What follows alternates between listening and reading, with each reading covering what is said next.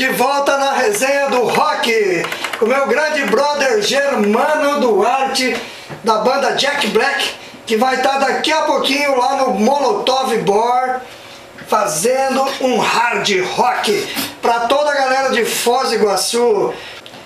Germano, eu queria que você desse aí um alô aí pra rapaziada, uma mensagem final, até porque nós já estamos nas finaleiras aqui do programa. E o que você tem para deixar de recado aí pra rapaziada que vai curtir lá hoje o Molotov Bar com a banda Jack Black e como é que é o nome da banda lá do... Original Fire. Original Fire, a banda do Alisson, né, cara? Isso. Então, Bob, primeiramente, cara, gostaria de agradecer pelo seu convite aí, cara. Você que é um cara que tá no rock and roll, já não é de hoje, entendeu? Isso significa que realmente gosta do negócio, gosta do que faz, gosta do que escuta, gosta da galera que tá no rock and roll realmente. Então esse aí é o principal intuito da galera que tá no rock and roll, é isso aí, é amizade, entendeu? O rock and roll ele não dá dinheiro pra ninguém, só dá pra quem é estrela mesmo, amigo, pra quem tá no topo.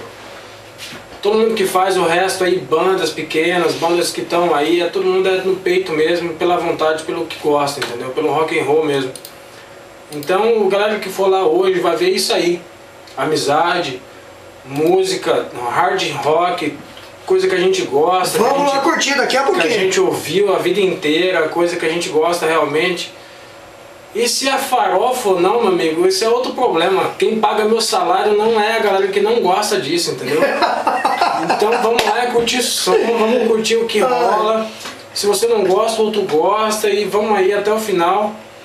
É isso aí, galera. Tem que respeitar o que um gosta e respeitar o que o outro não gosta e vamos embora. Mas é por aí mesmo, Germano. Eu acho o seguinte, cara, o rock and roll, cara, é isso aí. Entendeu? É aquela alegria, aquela coisa de sangue mesmo, cara.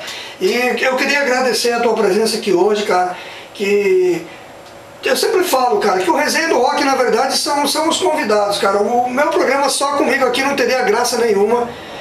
E eu só tenho a agradecer, cara. Eu espero que você tenha apreciado o programa hoje. Mandando um abraço pro Beto, cara. O Beto mandou um alô aí, falou que tá ligado no Resenha do Rock, um brother aqui da rádio, né, do programa Happy Hour, ele faz um pop rock.